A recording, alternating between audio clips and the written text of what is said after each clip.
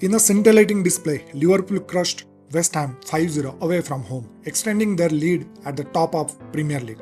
Dominating possession, pressing with intensity, and clinical in attack, the Reds were relentless from start to finish, with a 3.34 xG to West Ham's 0.5.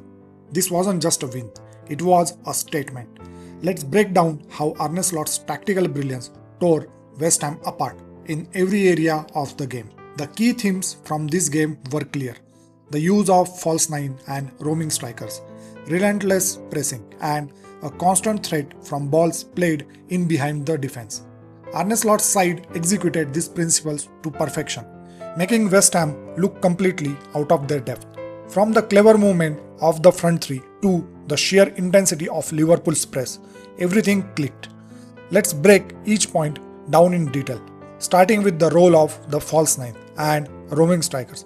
What made it so effective in this game? One of the standout tactical tweaks Arne Slot has implemented is the use of false nine, and Luis Diaz played this role to perfection against West Ham. Instead of staying high up the pitch, Diaz often dropped deeper into the build-up phase. This move served two key purposes. First, it gave Liverpool an extra passing option when Ryan Gravenberch and Alexis McAllister were being tightly marked. With Diaz dropping into those pockets, the Reds could bypass West Ham's midfield press with ease. Second, his movement dragged defenders out of position, creating space for the likes of Salah and Jota to exploit. This roaming, unpredictable striker dynamic constantly kept the West Ham defense guessing, opening up gaps in their defensive structure. Diaz's ability to combine technical quality with off-the-ball intelligence was crucial in ensuring Liverpool's build-up play remained fluid and effective. A crucial detail in this setup was how Liverpool maintained their attacking threat even with Luis Diaz dropping deeper. Despite having an extra player in the build-up, Liverpool still ensured a 3 vs 4 situation against West Ham's defense. This was thanks to Curtis Jones, who constantly pushed higher up the pitch, pinning West Ham's backline in place. His advanced position meant the Hammers couldn't afford to push their defense forward to press Liverpool, as it would leave gaps for the attackers to exploit. Essentially, Liverpool achieved the best of both worlds, an overload in the midfield for smooth build-up play, while keeping the pressure on West Ham's defense with 3 attackers still positioned high. This balance between structure and fluidity was key to Liverpool's dominance, and it's a prime example of how Arne Slot's tactical philosophy is transforming the team. West Ham's midfield tried to stay compact, narrowing the center of the pitch to limit the influence of Gravenberch and McAllister. Initially, it looked like a smart move, but Liverpool had an answer: Luis Diaz. Diaz could drop into half space, just behind the midfield line, creating a new passing option. From there, his movement was critical. By drifting wide, he pulled a West Ham defender out of possession, stretching their defensive shape and opening up a space in central areas. Once Diaz received the ball, he laid it off to McAllister, who had time and vision to pick out Mo Salah. This combination of positional rotation and quick passing created chaos in West Ham's defensive lines, often leaving Salah with the freedom to run at goal or link up with others. It's the ability to exploit the smallest gaps that makes Liverpool a system so hard to defend against. And speaking of chaos, Liverpool's press was another huge factor. Liverpool's second goal was a perfect example of their tactical brilliance in this game. It all started with Diaz pulling a defender wide, stretching West Ham's defensive shape. At the same time, Curtis Jones made a clever run, dragging another defender almost into West Ham's own half.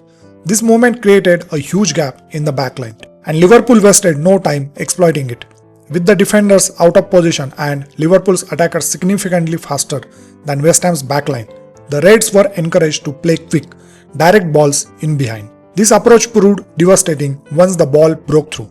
Liverpool's speed and precision were too much for West Ham to handle, and the second goal was a clinical execution of this strategy. It was a perfect blend of intelligent movement and ruthless finishing, hallmarks of this Liverpool side under Arne Slot.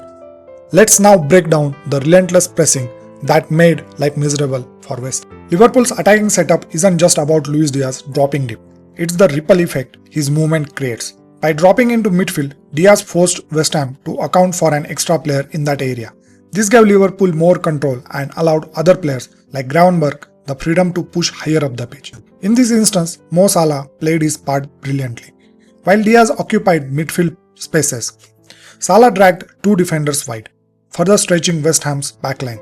The combined movement of Diaz and Salah meant West Ham's defensive structure was constantly pulled apart, leaving them vulnerable in key areas. This versatility, where attackers and midfielders interchange roles fluidly, makes Liverpool's system so dynamic and unpredictable. It's not about one player creating the damage. It's the collective movement that dismantles defenses. And this wasn't just a one-off situation.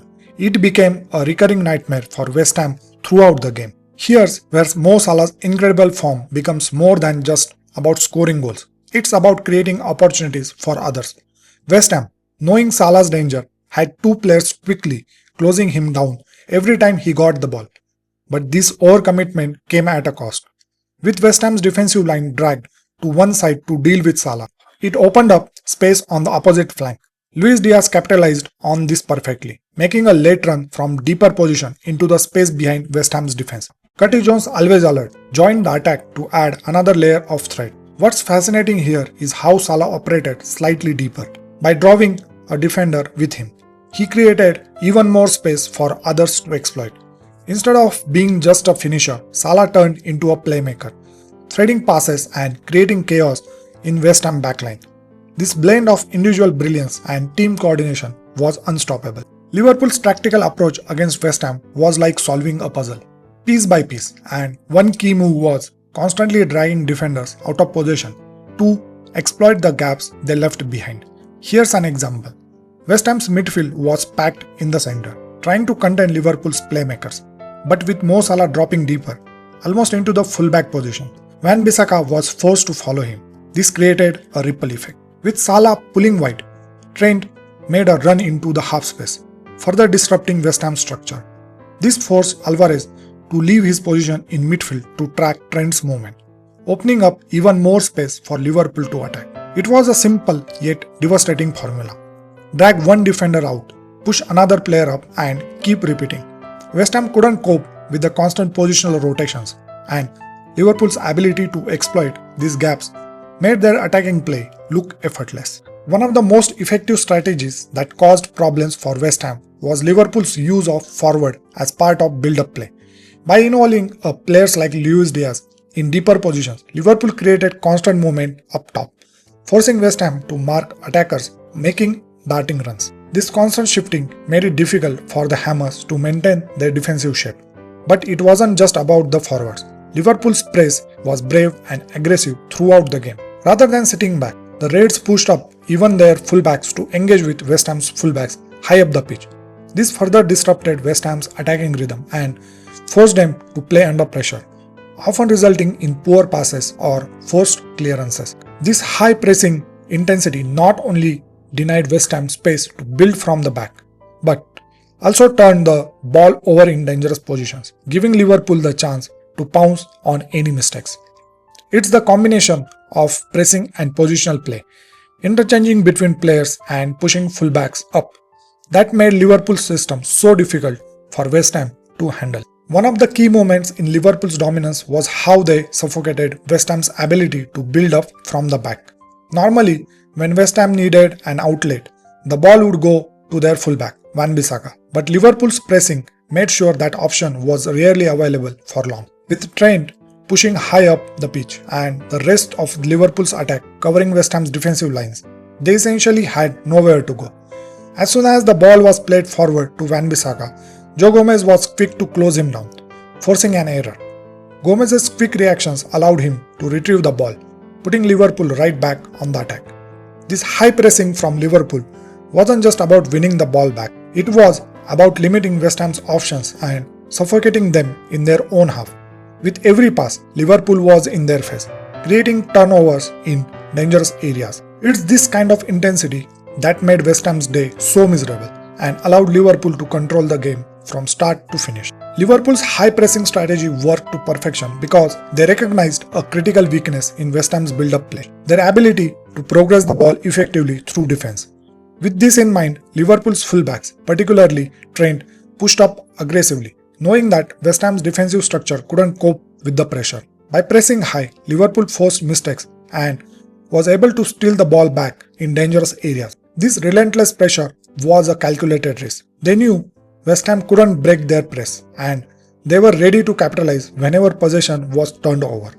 You'd often see one of Liverpool's attackers drop deeper to drag defenders out of position, only for the ball to be played quickly in behind, catching West Ham's defense off guard. This constant cycle of high pressing and quick transitions left West Ham scrambling, unable to adjust. To put this dominant performance into perspective, let's break down the stats that really tell the story of Liverpool's 5-0 thrashing of West Ham. Expected goals. West Ham only mustered 0.5 xg, while Liverpool racked up an impressive 3.34. This tells you everything you need to know about how clinical Liverpool was and how little West Ham threatened in front of goal. Expected threat. West Ham's attacking threat was minimal at just 0.91 compared to Liverpool's 1.95. This highlights how much more dangerous Liverpool was every time they went forward. Possession. Liverpool had 54.6% possession. Not overwhelming, but enough to control the game and dictate the tempo. West Ham had 45.4%, but that possession was mainly spent in non-threatening areas. Field tilt. This stat is measure of territorial dominance, and Liverpool absolutely owned it with 68.3% field tilt, compared to West Ham's 31.7%.